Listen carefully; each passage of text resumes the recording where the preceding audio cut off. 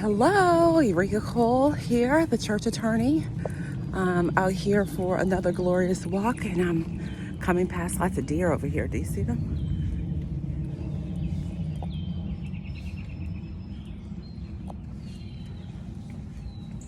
Might be a bit hard to see, but anyway, hello. I want to take a moment to answer another listener question about whether the question was, should I be worried about my nonprofit losing its tax-exempt status based on some of the recent threats that have been made to some nonprofits to their tax-exempt status? Look at these ducks and the baby ducklings. Oh, love it. Focus, Erika. Okay, so the question that I received was, should I be concerned about my nonprofit losing its tax-exempt status based on some of the threats that we're hearing from the executive level, the administration? So I want to answer the question by really outlining 3 points. The first point is reviewing how organizations get tax-exempt status in the first place. Big hill ahead. The process requires an application, IRS Form 1023. It's called the Application for Recognition of Exemption. And every organization that wants to receive the official notification that it qualifies as an exempt organization has to go through this process.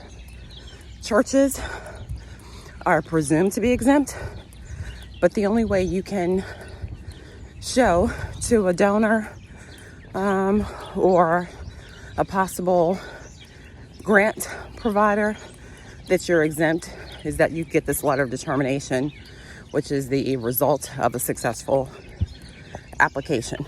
Okay? So apply for tax-exempt status through the Internal Revenue Service.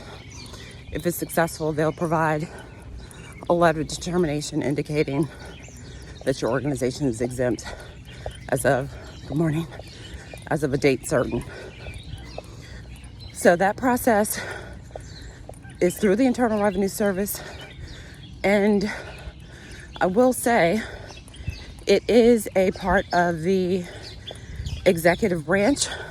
However, the powers of the IRS are granted through Congress.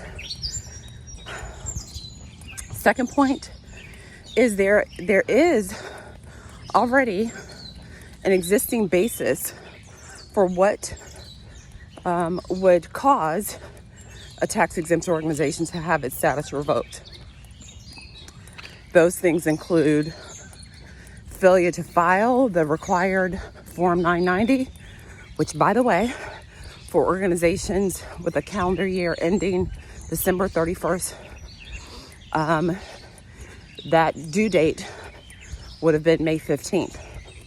So if you fail to file a personal property return for 3 consecutive years, the IRS has said that they can automatically revoke your organization's status without notice, by the way.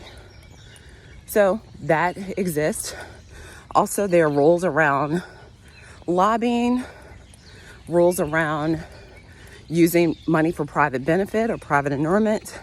There already are a list of rules, and I go over this in my downloadable church attorney guide to how to obtain and maintain your tax-exempt status. So I cover each of those areas.